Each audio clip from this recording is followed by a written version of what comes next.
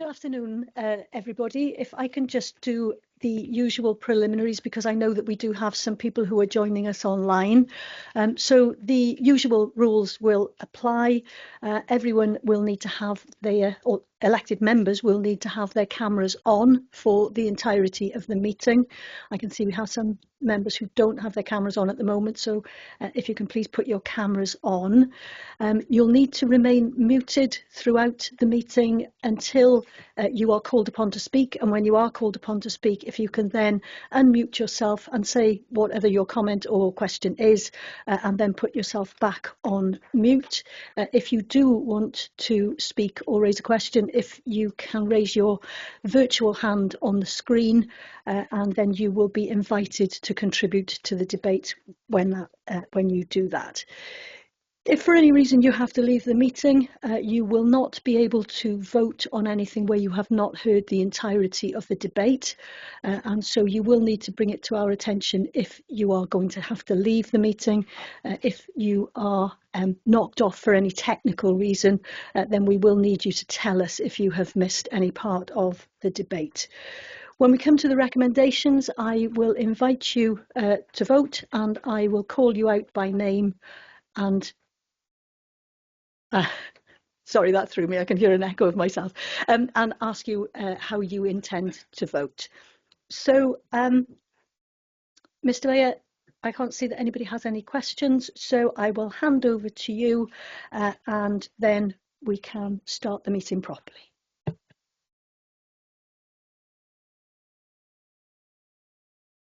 Thank you, Morning Officer.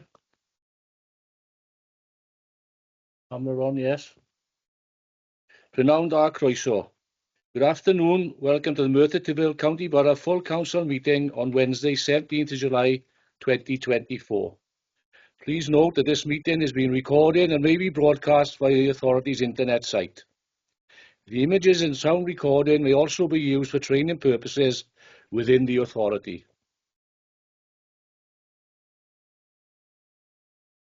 Agenda item 1, apologies for absence. There are two apologies, Mr. Mayor, Councillor Jamie Scriven and Councillor Malcolm Colbrand. Thank you. Item 2, the declarations of interest.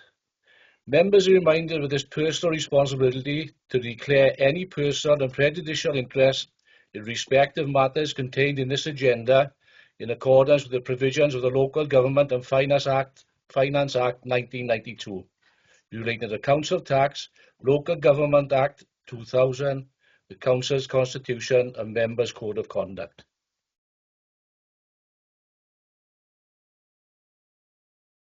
Right, so we just record Councillor Gibbs' apologies as well. Yeah. So, Mr. Mayor, if we call Councillor Dave Hughes, first of all. Yeah, I'd like to declare interest on the first one, which is the care experience as I was a carer in the council. Thank you. Councillor Michelle Jones. Thank you, Mr. Mayor. I'd like to declare interest in item 5, the council tax premiums on long-term vacant and periodically occupied dwellings, as a personal prejudicial interest in this matter, so I will leave the meeting for that. Thank you. Thank you, Councillor Jones.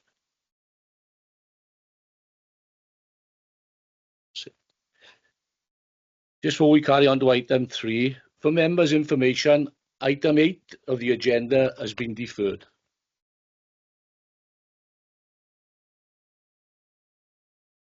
Agenda item 3, minutes of previous meetings, items 3A to 3S. To approve as accurate the minutes of the meetings, do we have a mover? Leader? Can I move the minutes, Mr. Mayor? We have a seconder, please. A second, Mr. Mayor. Thank you, Councillor Barry. So if we take that to the vote, then please, if all members can please vote, and I will ask all of the members who are not present in the room, and I will do that in the order I can see you on the screen. So, Councillor Declan Salmon, are you for, against, or abstaining? For. For. Councillor Salmon? For.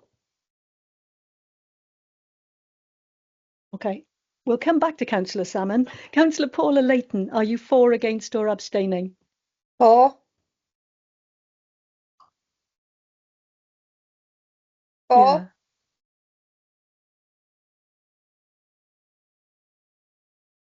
If you would, I will move down my list and we'll see.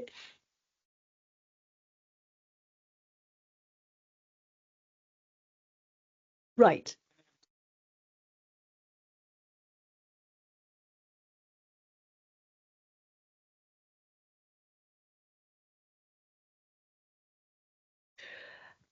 Okay, let me just see if Councillor Gareth Richards, can you hear us?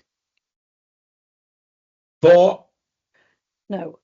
Have you I can got a hear you. screen in Democratic Services where you can see the councillors who are? Yes. Can I ask those councillors who are attending remotely, can you raise your hand if you are supporting the motion? Yeah. All of those members. In that case, that is carried, Mr. Mayor. And if I can just say to the members who are not present, I'm going to have to do that throughout if we can't make contact with you in any other way. So thank you for that.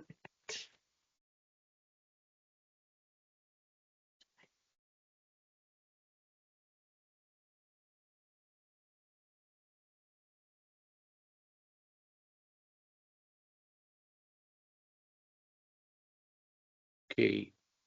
Agenda item 4, care experience. To consider the report, the Director of Social Services, Councillor Julia Jenkins, please. The briefing of Merthyr Tydfil County Borough Council recognises the importance of diversity and equality and strives to lead the way by ensuring these principles are promoted and actively celebrated. Currently, there is a growing momentum in Wales amongst Welsh local authorities to acknowledge the importance of recognising care experience and treat as a protected characteristics.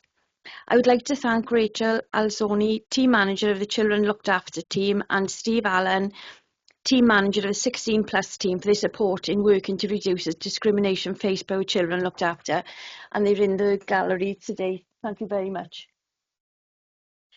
This report identifies how the Equality Act links to protect characteristics.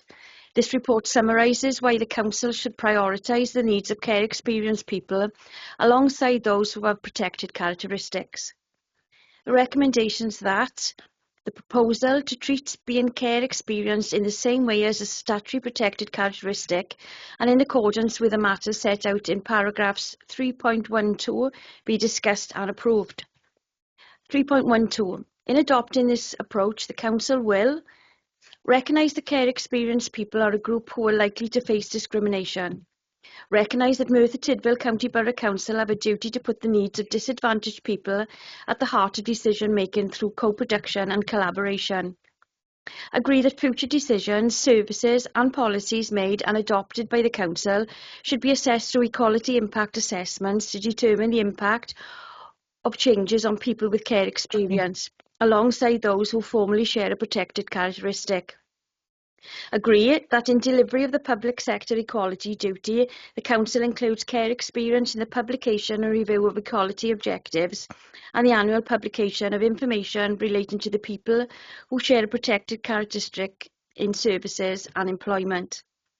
Formally call upon all bodies to treat care experience and protected characteristics until such time as it may be introduced by legislation. And finally, continue proactively seeking out and listening to the voices of care experienced people when developing new policies based on their views. Thank you, Mr. Mayor.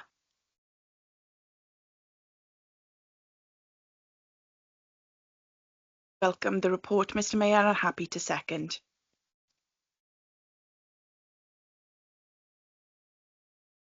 Any questions on the report, please? No. Any comments?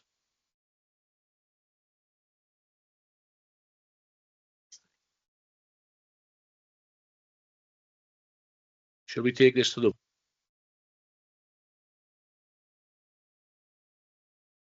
No, just to say, we all welcome this report of the council, and I think it's great news for our young people. So fully support it, and thank you very much for bringing it to the council. Thank you. Should we take this to the vote then, please? And so for those who are online, all those in favour, can you please show by raising your hand? All. So that's everybody online, and that is carried, Mr. Mayor. Thank you, Monroe, sir. Councillor David Hughes. David Hughes back in and show. Out.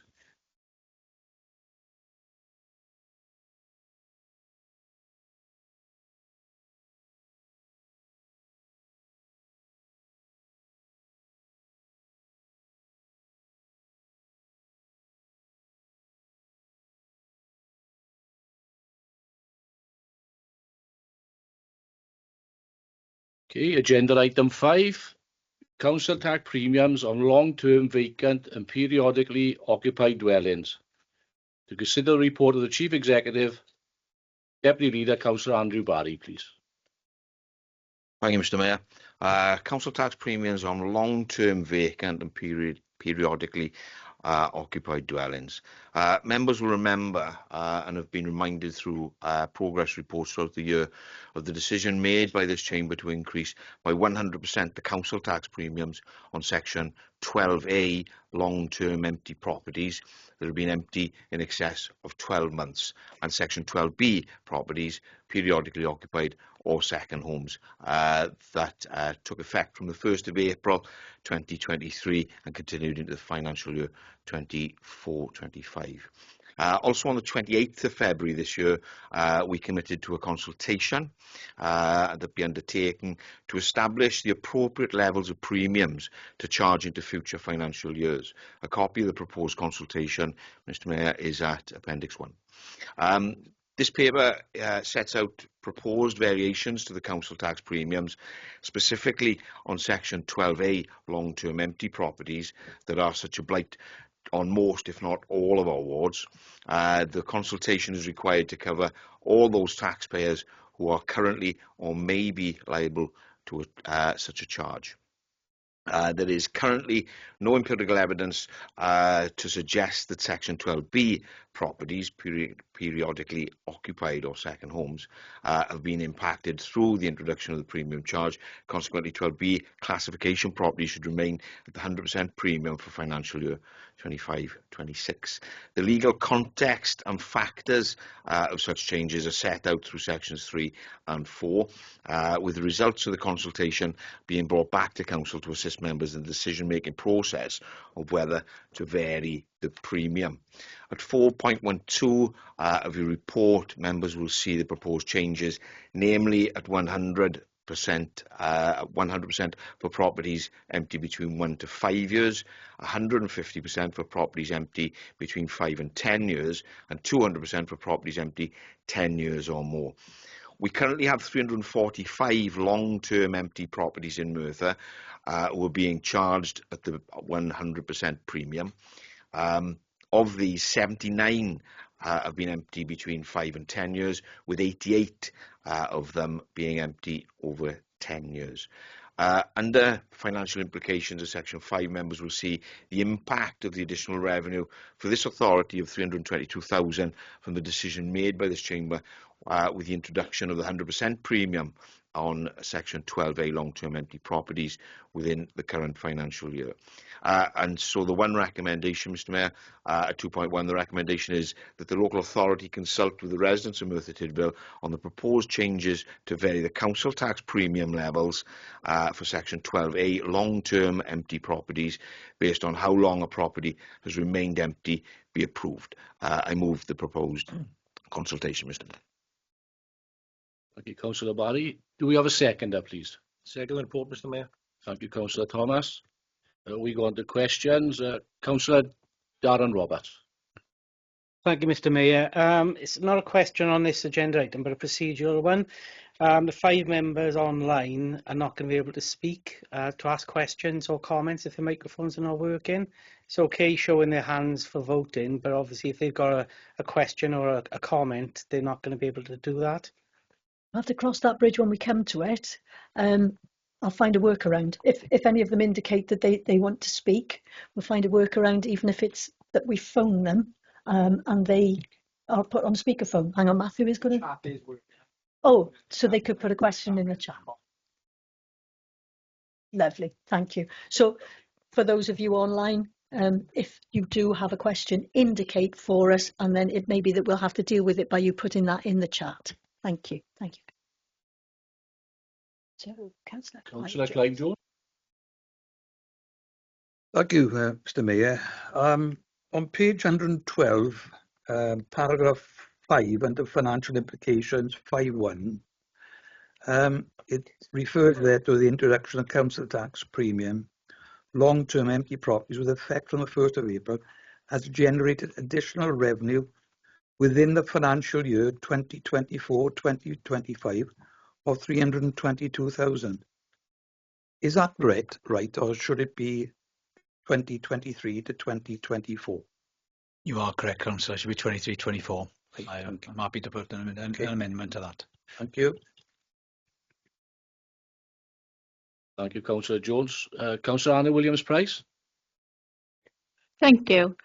What assessment has been made so far of the potential impact on collection rates, particularly for the highest premium proposed for the longest empty properties?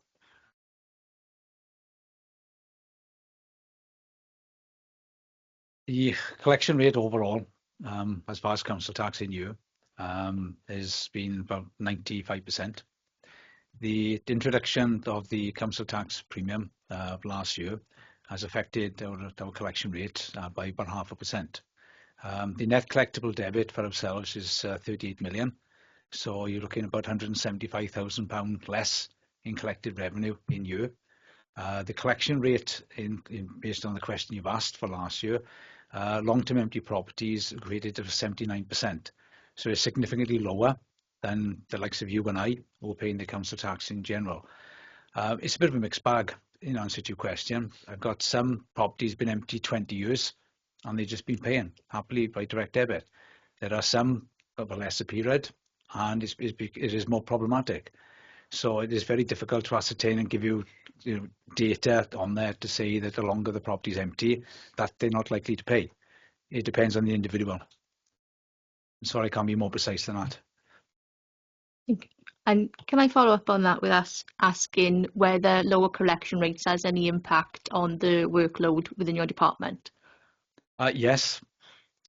We, as part of the paper was put before council in February 23, it was agreed that a premium officer or an inspector would be employed to be able to monitor and police because these, I don't want to categorise it, these types of properties are problematic.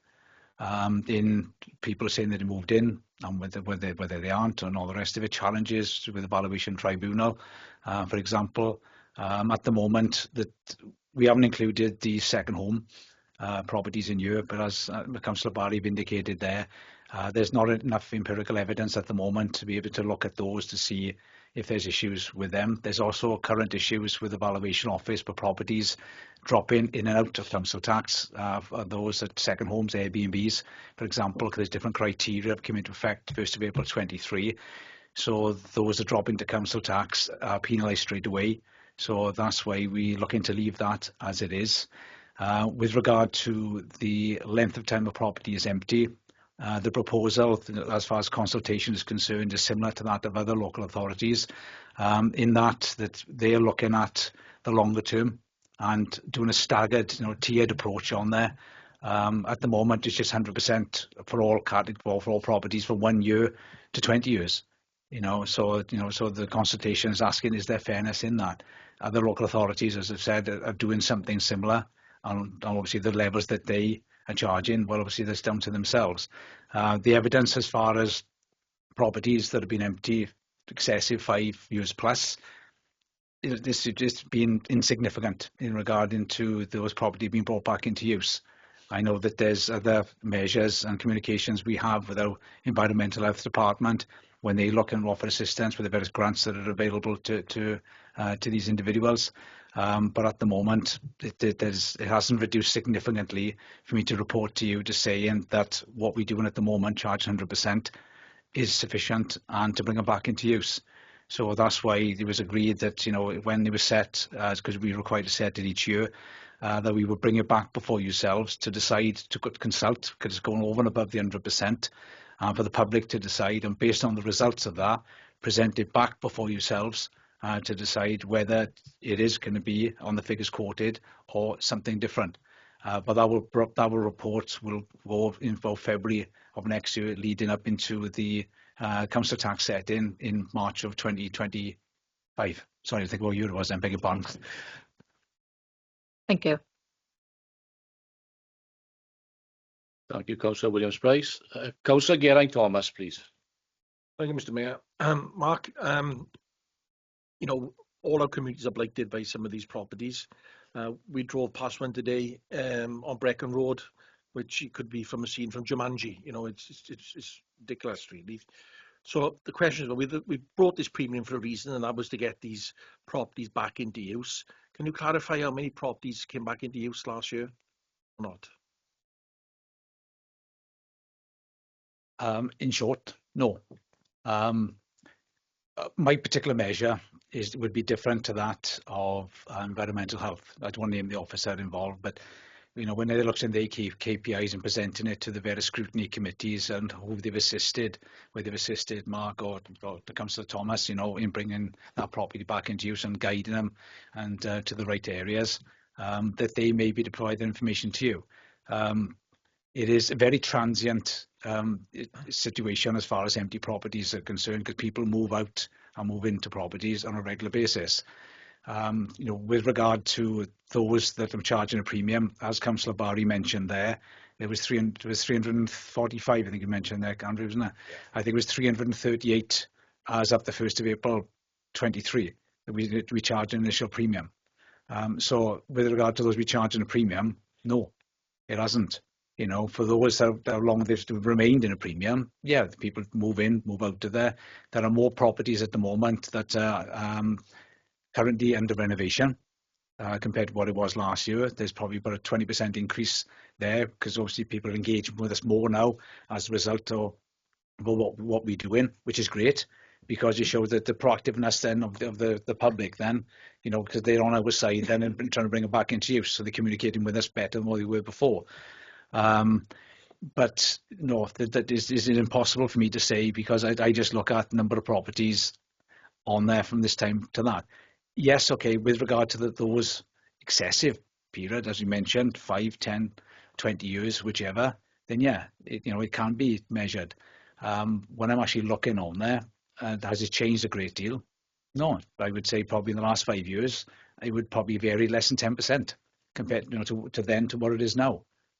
So that, you know, so hopefully that, you know, by this consultation and maybe some changes, you may encourage people to bring properties back into use, which is what the aim of the policy is all about.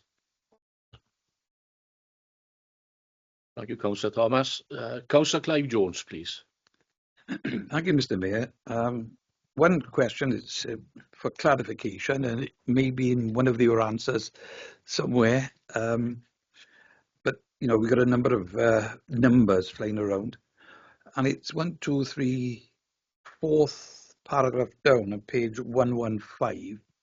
It refers there to currently over 450 long-term empty properties which have been empty for 6 months or more. I think there was the cabinet member, Councillor Barry, mentioned 645. So what is the difference between the 450 and I think last year, one of the figures, long-term empty properties, was 680. So there seems to be a difference in some of the numbers from what the information we were given last year. There's a variety of different classifications as far as empty properties are concerned. Right? At present, we've got just over 27,500 domestic properties. Yeah. Right. Now, depend on the length of time a property has been empty, the condition the property is in. Then, you know, when you look at, you know, if you were to move to your property today and you take your furniture up there, you can have 6 months. there's about 400 of those at any point in time. So you could have up to 6 months with no charge. I think it's 112 at the moment, Class A properties, which are those that are currently under renovation. Now, between month 6 and 12, can't charge a premium. So there's a significant number of properties at the moment that are in that limbo that we're charging 100%, but we're not charging a premium. When the 12-month period has elapsed, they will be charged a premium. Right. So this is what I was trying to say to you with the transient Right. on that as far as day to day. If you're asking me how many properties are currently empty, if I look at the various different classifications on there, you're probably looking at about 1,100 properties at any one point in time that are vacant within Merthyr. Yeah. So you're looking at about 5% of our base are empty. Some we won't charge on, and there's others then, which we will either charge 100%, a full charge, or a premium of currently the 200%. So it will vary day to day, and obviously it depends what date you actually write the report. I'll be presenting to you slightly different information. But, obviously regarding what we're discussing here, looking at those that are longer empty, it's easier to report to you to say, as I've stated earlier, those were empty 5 years ago are still empty now, and 10 years ago are still empty now. So it is easier to provide measure to you for those. But the question in answer to what you just said, you're looking at roughly about 1,100 properties at any point in time that remain vacant, maybe for a day, maybe for a week, maybe for 10 years. But they will be empty as at, you asked me today, I'll tell you this many, tomorrow maybe slightly different. But overall, be around with that figure. And within that 1,100, there are various categories, as you refer to. For example, one of them, if there are individuals in a home, I don't think you can charge the extra premium. That's correct. So there's a number in that.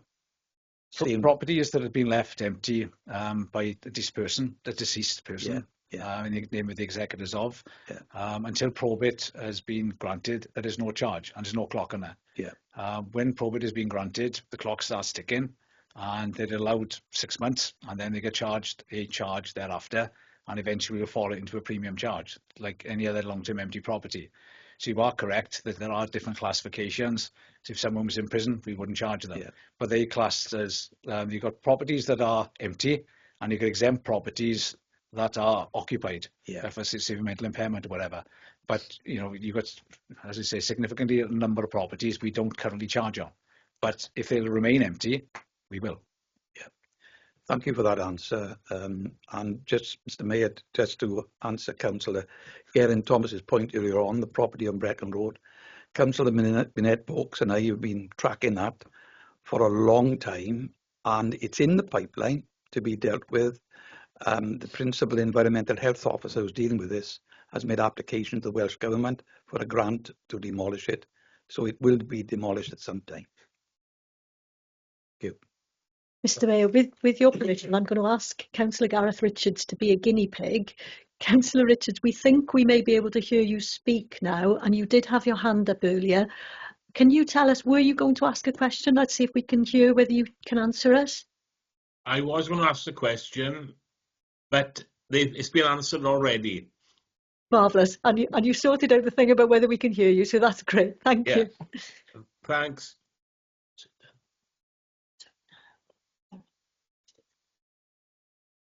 Are there any more questions, please?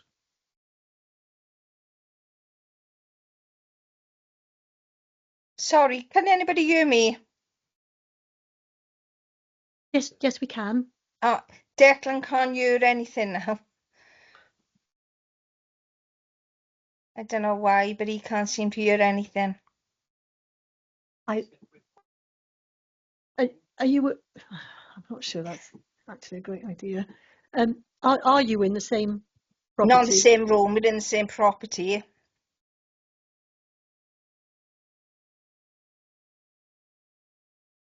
There's no technical reason why. Mondrian Offlin, might I make a suggestion? Yes. Councillor Salmon was wearing headphones. It may be a possible issue with his auxiliary lead, so it might just be a case of taking the leads out and just listening to it through the computer. No, that's why he had to use the headphones, because it wasn't coming through his computer. He spoke to Matthew earlier. So the problem he got was putting the headphones on, he could hear, but now he can't hear nothing since you spoke to Councillor Richards. Okay, in that case, can Councillor Salmon come and sit in the same room as you? I'll ask him now. Okay, thank you.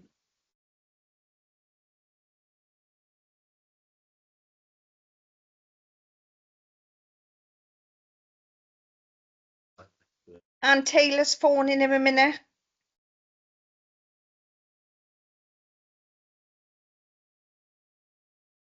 I think we just need him to sit in the same room because otherwise we're going to spend an awful lot of time just trying to sort that problem out.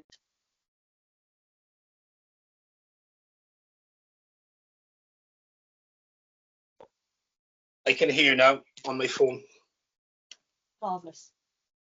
Thank you very much. So, Mr. Mayor, any more questions and then you can move on. Any more questions, please? No. Any comments?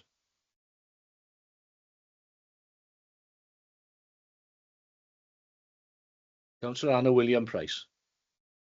Thank you. A comment just to make members aware this is a huge focus of the Housing and Regen Committee, and I think it will continue to be as part of the forward work plan. So I'm sure we'll be all keeping close eye on the results of the consultation and how things move forward. Thank you, Councillor Williams-Price. Councillor Andrew Barry, please. If there's nobody else, Mr. Mayor, just to emphasise really that the blight of these empty properties and the public will be staggered by the amount of properties we've got. We're dealing with some in the ward at the moment where it attracts illegal occupancy, it attracts rats, it attracts fly tipping. So what we're proposing here is just one measure to reassure the public that they're one of many. You know, there's Mark mentioned the environmental health issue. We've had planning involved, so there are multiple areas we can look at and are looking at. And Councillor Jones mentioned Welsh Government's assistance as well.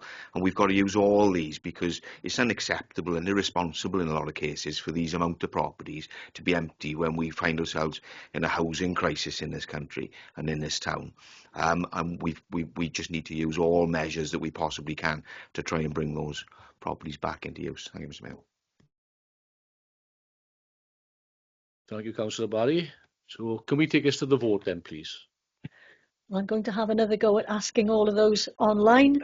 Councillor Salmon, are you for, against or abstaining? For. On again. For. Okay, can we go back to the people online, just doing a show of hands? Firstly, those who are for the recommendation. That's all of them. Then that is carried, Mr. Mayor. Good morning, officer. Councillor David Jones. Thank you, Mr. Mayor. Can I ask that the Chief Exec has a look at the systems that we're using? There's been a change of system recently. There's certain members amongst the Labour group who have been having difficulty, can't get to meetings, can't log in. Lots of different issues. And it's been highlighted today, whatever has been changed isn't suitable for purpose. And the other point was that whatever the change was made, no councillors were advised of the changes or given any particular education as to what was happening. Mr. Mayor, certainly I'll pick it up with Democratic and IT, and we'll come up with an update and obviously get it fixed as soon as we can. Thank you, Councillor Jones.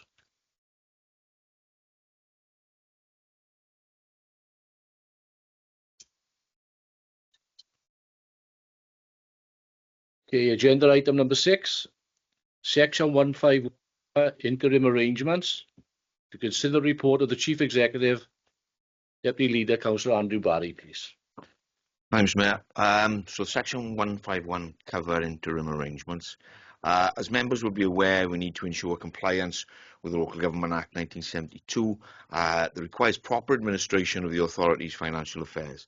To that end, interviews were held on the 11th of July, last Thursday, for the replacement statutory role of the Section 151 officer following the departure of Liam Hull, who has moved on to a new organisation.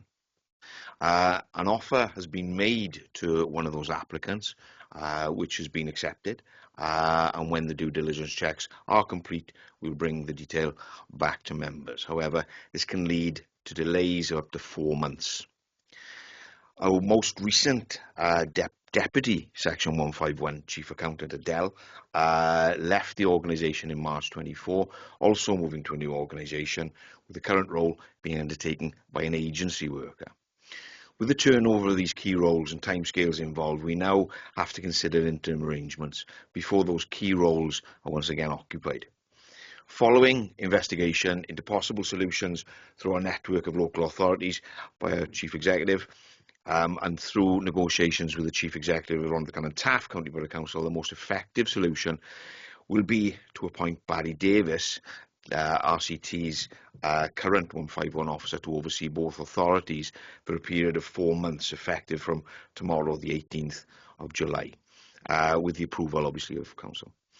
In addition to appoint Stephanie Davis as Interim Deputy Section 151 Officer over the same period. This interim solution provides the Council with the assurance of experienced financial expertise throughout a crucial period in what will be an incredibly difficult budget setting process. The financial effect of these appointments will be an additional cost of £33,000, offset of course by the vacant position being left by Liam. So 3 recommendations, Mr Mayor. 2.1, the appointment of Barry Davis as Interim Section 151 Officer for a period of 4 months, effective from the 18th of July 2024, be approved. 2.2, the appointment of Stephanie Davis as Interim Deputy Section 151 Officer for a period of 4 months, effective from the 18th of July, be noted. And 2.3, the additional budget associated with the above appointments, detailed in Section 5, be approved. I move those interim arrangements, Mr Mayor. Thank you, Councillor Barry. Do we have a seconder, please? Councillor Geraint-Thomas. Gonna go red, Mr Mayor. I second the report, Mr Mayor. Thank you. Are there any questions? Councillor Clive Jones. Thank you, Mr Mayor.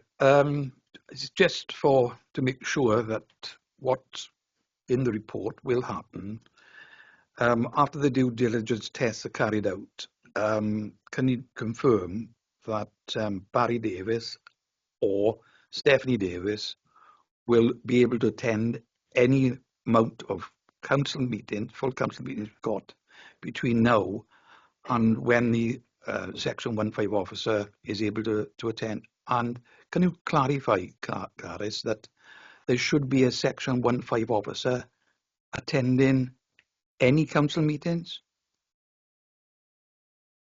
I don't think there's an absolute requirement that the Section 151 officer is actually physically present. Nowhere is that an absolute requirement. It's obviously good practice to do that because members may need advice, and that's often what you do need. I'll leave Ellis to answer the question about whether we've made that arrangement with these particular individuals. Right, thank you. Yeah, so part of the design of this, Councillor Jones, is that's why we are appointing Stephanie Davis as the Deputy 151 in this instance of the 4 months cover. So obviously you appreciate that our council and corporate management teams coincide with the same nights as Rhondda and Taff. So I'm getting feedback now. So the design is, if Barry isn't here and is in RCT, then Stephanie would cover us and vice versa. So they would be as best cover we can get it over that 4 month period. Obviously we'll be as pragmatic as we can. Major meetings, obviously we want cover, and that's why in this 3 days period where obviously Liam finished officially Sunday, that's why Darren as our agency cover is acting Deputy 151 in this period. So we do have some cover in this interim position, but obviously the 4 month cover proposal is a fairly rigorous one and solid in terms of Barry is one of the most experienced 151 in the country now, and he's just a safe pair of hands in terms of we couldn't ask for a better 151 cover for the 4 month period until our hopefully new candidate is able to start with us. What I would say in terms of as soon as we understand when due diligence checks and the pre-employment checks are completed, what we'd look to do is bring a report back to council to officially appoint our new incumbent as 151 as soon as we know that start date. So we may likely get, so if that's a couple of weeks before the end of the 4-month cover, we'll have an ability to have a handover period to our new 151 from Rhondda Cynon Taf staff. So, because of you making inquiries, there may be a gap in between before you have resolved all those due diligent questions. Is that correct? We hope so. That's why we've got a 4-month cover. The notice period of our new 151 is a 3-month period, but that clock doesn't start ticking until he accepts a contract, basically, which we can only issue a contract once our due diligence checks have been completed. Right, and I think you've answered my other question. Is that RCT Council have got the full council the same night Tonight. as ours? So almost a mirror report of this has been taken to Rhondda Cynon Taf Council. So depending on whatever the decision council decides, I will be texting Barry straight away. Okay, cheers. Thanks very much. Okay, thank you. Thank you, Councillor Jones. Are there any other questions? Any comments, please? Councillor Geraint Thomas.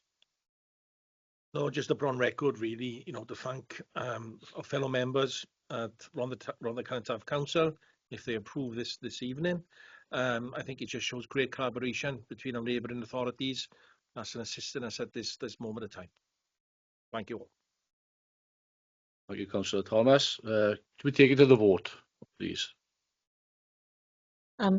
Again, if I can ask all those who are online, firstly, all those in favour, can you please raise your hand? Is that all of them? Thank you. So that is carried, Mr. Mayor. Thank you, Morning Officer. Agenda item 7, new constitution. To consider the report of the Chief Executive, Deputy Leader, Councillor Andrew Barry, please. Thank you, Mr. Mayor. Okay, the new constitution. Our old constitution is now 24 years old and has been subject to many amendments and updates. It is a large, cumbersome document, not easily navigated. 2013, the WLGA, Welsh Local Government Association, produced a new digital version. We at the time kept our original version. However, in May 2022, with the introduction of new legislation, a draft model constitution guide was produced based on the revised 2013 model. This has allowed us to update our model, produce a more user-friendly digital version, and fully review and update the legislation and case law within it. In January 23, the adoption of the new constitution was deferred by members to seek greater detail on the changes to the constitution, with oversight from cross-party constitution working group that is typically met on a monthly basis to ask questions and give feedback to the changes. The new constitution is back with us this evening for adoption. Once this is approved by council, a guide to the constitution will be prepared and presented back to council. Section 3 of the report gives the legislative background and journey and rationale to the report over the past 18 months. Section 4 gives a brief description of the changes required to each of the 24 sections. At this juncture, Mr. Mayor, I have to say that the legal team, and particularly Simon Jones, has spent copious hours reforming this document, which would have driven many insane. So on behalf of members, I'd like to thank Simon and Caris and the legal team for their work on this. The recommendation, just the one, Mr. Mayor, 2.1, the adoption of the draft model constitution as the constitution for Merthyr Tydfil County Borough Council be approved. I move the new constitution, Mr. Mayor. Thank you, Councillor Barry. Do we have a seconder, please? Seconded in the report, Mr. Mayor. Thank you, Councillor Simmons. Do we have any questions? Councillor Louise Minute-Vaux. Thank you, Mr. Mayor. It's a question about the formatting. It is obviously when it's been uploaded onto the mod.gov, there's lots of error bookmark. No, you're aware of that. As long as you're aware of it and it's going to be sorted, that's fine. Yeah, I think the first section is full of bookmark errors. Yeah. That'll just be the page numbers. So I think If it's approved tonight, then we need to sit down with Democratic Services, make sure that all the page numbers are correct. Yeah. One thing we're going to have to do as well, for instance, I've tried to link legislation, give a direct link to the, so if it mentions an act, click on a link, go straight there. For instance, in section 4, we've got our policy framework. I've tried to link to our policies as best I can. They're available. But what we haven't done yet, which we're going to have to do to make it even more user-friendly, is, for instance, lots of sections within there will, in the course of that section, relate to other sections. For instance, ordinary meetings, it says, ordinary meetings of councils will deal with questions from members in accordance with Rule 4.19. I want to get a link, so when you see in accordance with a different section, you tap on that link and it'll take you to that section as well. It doesn't do that yet. I have to work with Democratic Services. We've had the election come up last month, which put a little bit of a delay on this. But in an ideal world, if you see reference to another section, I want to get a link to take you straight there. But you're right, currently there are bookmark areas, but they will all be sorted by the time this is actually published.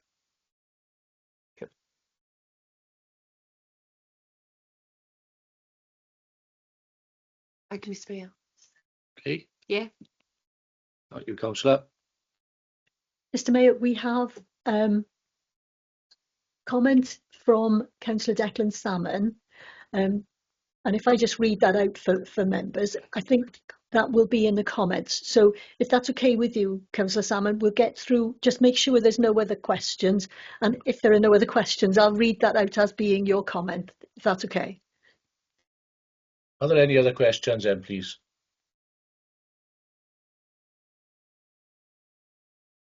Just for clarity, Mr. Mayor, Simon, could you give us some idea of the time scale to when the document and the hyperlinks may be? I know it's a huge piece of work again, but can you give us some idea when that will be ready to go? I think the easiest part is going to be the page numbering. We'll do that straight away. I'd say we can get that done within the next, well, depending on when Democratic Services can help us. I know they're stressed at the moment. But the probably links to sections is going to take a little bit longer. Yeah. But there's no reason why we can't publish it and then make it better, if you know what I mean. Yeah. So I think we need to publish this ASAP. But we can't have bookmarks in there. That's got to be done immediately. But it's a living document, and we'll make it better as it goes along. Thank you, Councillor Barry. Comments. Okay, we go on to comments then, please. So, Mr. Mayor, I will then read out, with your permission, what Councillor Salmon has written. I don't know if all members can see that. It says, firstly, I can't say I'm sorry that the meetings of working through the new constitution are over and that we are finally at a point where it has been brought before full council. Secondly, and more importantly, if this agenda item is passed tonight, it will be great news that up to 2 members of the public who are objecting and the applicant will now have the chance to speak and make representations at meetings of the Planning Committee on applications that affect them. And that's Councillor Salmon's comment. Thank you, Honourable Officer. Councillor Brent Carter, please. Thank you, Mr. Mayor. Where do I start with this report then, Caris? Don't say anything. On behalf of the Labour Group, we would like to thank Councillor Louise Minette-Vaux for her representation and hard work in her contributions to the new constitution. I'm sure the independent group feel the same way about the contributions made by their members too. I appreciate it's been a hard, difficult and complicated process. However, the benefit of this document is it's a fluid document that can be amended and updated if the need arises. Now we have this, it's up to us as members to read, digest and use this in order to address any issues going forward. I'd also like to place on record our thanks from the Labour Group to Caris and to Simon for their contributions and hard work as well. Thank you, Mr. Mayor. Thank you, Councillor Carter. Councillor Michelle Simmons, please. I think you seconded. It's okay, sorry. Thank you, Mr. Mayor. Sorry. Got a little bit confused then. I was like, oh, okay. Just to echo some comments that I know are going to be made and have been, to say thank you to the members who volunteered to be part of the working group that reviewed the document segment by segment, and also for Caris, Simon and Anne, who are steering us through that whole process. So thank you. Thank you, Councillor Simmons. Councillor Geraint-Thomas, please. Yeah, Mr Mayor, similar, just to put on record, my thanks to Caris, Simon, Anne and the officers of the council, Louise Minute-Vokes, Jimmy Scrivens, Kevin Gibbs, Councillor Michelle Simmons, Councillor Declan Salmon and Councillor Andrew Barry for all the hard work to bring this together, so we all be kept in check. Thank you very much. Thank you, Councillor Thomas. So we now take us to the vote, please. So can all of those online, if we'll start with, if you are in favour, can you please show? And that's carried, Mr Mayor. And you'll forgive me if I do a little cheer and my happy dance. Thank you, Carol. Here we go on to agenda item 9. Socially Responsible Procurement Strategy 2024-2029. To consider the report of the Deputy Chief Executive, Councillor Michelle Simmons, please. Thank you, Mr Mayor. So the Socially Responsible Procurement Strategy 2024-2029, report author Paul Davis, and he joins us in the chamber this evening. Now, the Tydfil County Borough Council spends in the region of £100 million per year on goods and services and works it requires to deliver its businesses. How this spend is organised and governed is vital to the successful delivery of these services. Without a strategy for procurement, there is no clear focus for the Council to organise its resources to deliver positive outcomes or meet the requirements of legislation which are shifting in focus towards delivering services for the public good. As a major local employer and contracting client, the Council can and does have a significant positive effect in our local economy. The socially responsible procurement strategy that is being presented is a major step in setting our direction for future procurement, ensuring that the way in which we spend public funds is done for the public good whilst maintaining financial stability. Whilst value for money is at the heart of procurement, this strategy intends to develop well-being through our external spend, embedding well-being impacts, decarbonisation, ethics, equalities and local considerations into the Council's procurement planning cycle.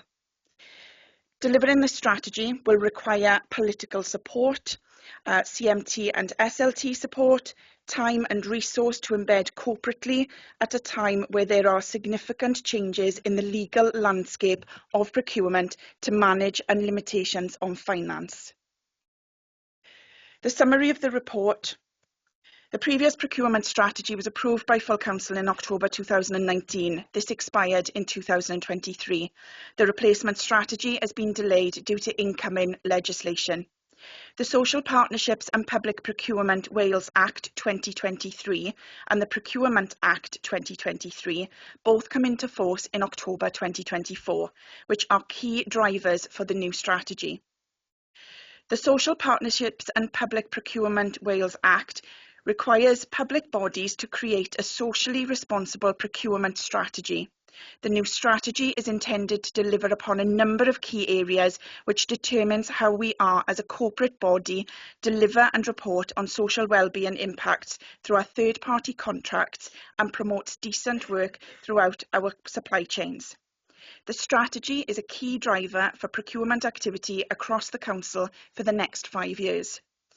There is one recommendation at 2.1, the Socially Responsible Procurement Strategy, commencing the 1st of September 2024, which is attached at Appendix 1, be approved. I move, Mr Mayor. Thank you, Councillor Simmons. Do we have a seconder for that, please?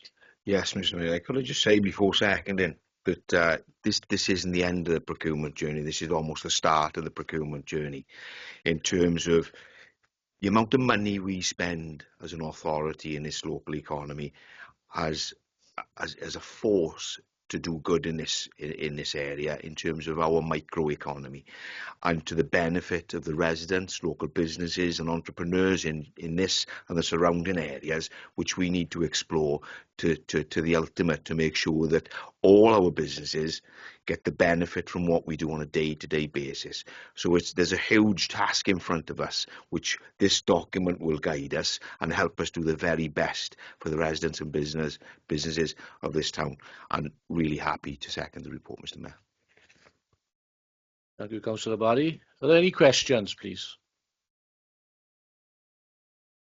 Councillor Clive Jones. Thank you, Mr. Mayor. Can I take you to paragraph 4.6 on page 595?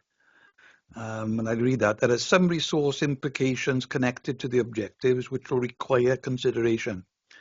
There is currently no resource, people or finance, to manage the duty of collecting and reporting of social procurement outcomes as defined, and we're referring to both procurement acts which come into being in October.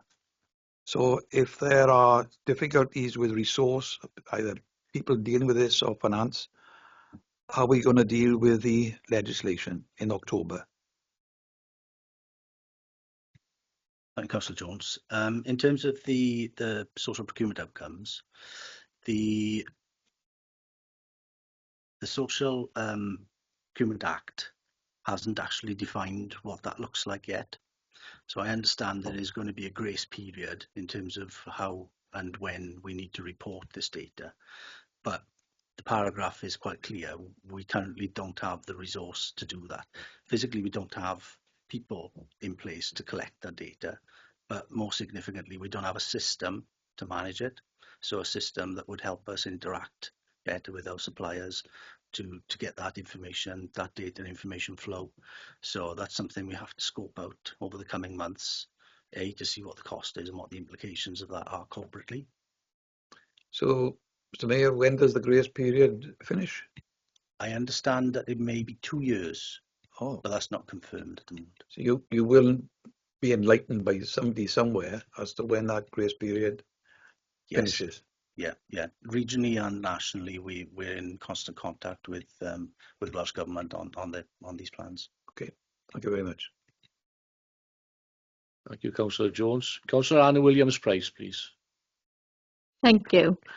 With that in mind, Councillor Simmons, can I ask how confident are you that the measurements that will be put in place will be sufficient enough to demonstrate impact on the poverty agenda?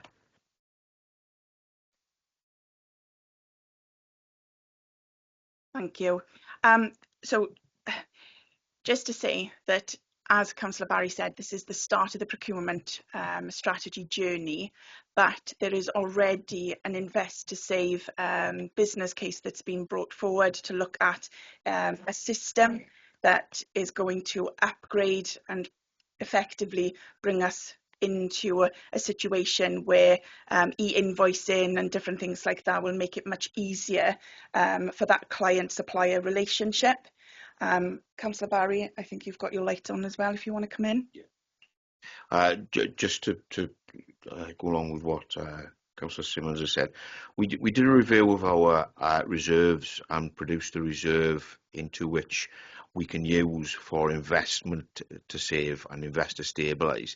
And if there was anything that we were going to invest in, it's procurement, because the opportunity that presents itself now in this instance is not to be missed. And in answer to Councillor Williams-Price's question, it will affect our ability to deal with poverty through the fact that when we are able to deal with companies in the area, not with multinationals, but we need to explore every opportunity to give those opportunities to small companies, for example, who don't have procurement departments, so it doesn't make it that easy for them to work with us. So we need to work with those to make it easy for them to work with us, so that the profits that are made by those companies stay in the area, and that's how we regenerate the microeconomy to the benefit of all people in Merthyr, not some multinational that takes its profits away to some far-flung country. This is about out an opportunity for us to invest in our own companies. And if there was anything that we were going to invest in as an authority, then this is it. So we need to bolster that team, and we need to make sure we get the very best out of this new legislation. Thank you, Mr. Mayor. Thank you, Councillor Barry.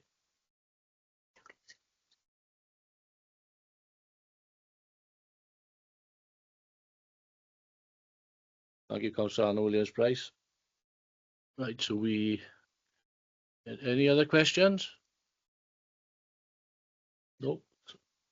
Go on to comments then, please.